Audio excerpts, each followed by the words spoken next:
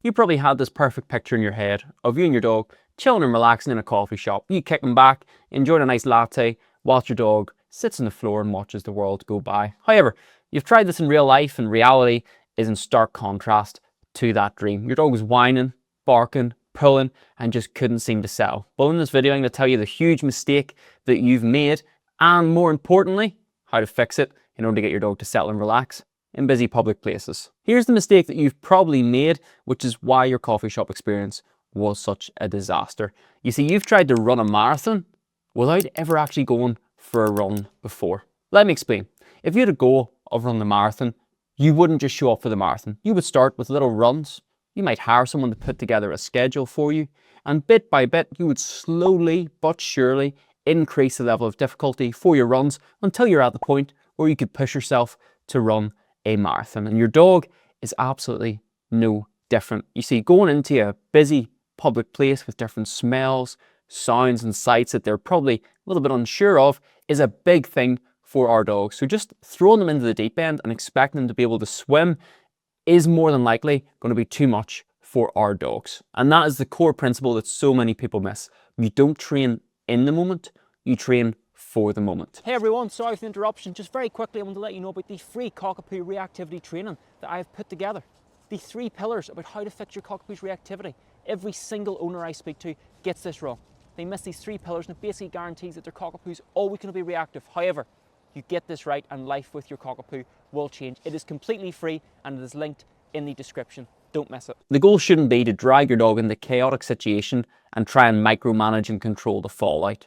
The goal should be have your dog in a position where they can comfortably deal with that stimulus and environment and then present it, making sure that they're in a position to succeed. And here's the vicious cycle that creates. You have an aversive experience in a coffee shop with your dog. Perhaps it was a little bit embarrassing, perhaps you felt a little bit frustrated, or that you couldn't relax and enjoy your latte. So what do?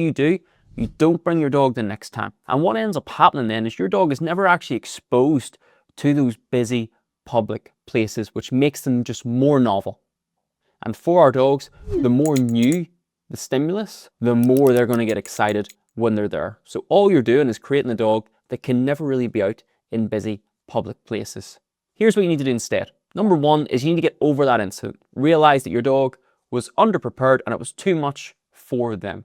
Step number 2 then is you need to set up a plan with progressive overload in place. What's progressive overload? It simply means that as soon as your dog is able to handle a certain level of difficulty, we make it just a tiny bit more difficult the next time. Therefore, increasing their capacity to deal with those scenarios. So we don't start in a coffee shop. And this is going to be where step number 3 comes in. Step number 3, we start maybe in the living room. Get your dog to relax and lie down beside you. We do this for 3 minutes, then let them chill. Maybe the next night then we do it for 5 minutes, 10 minutes, 20 minutes, 45 minutes. Then we try this at a local park bench.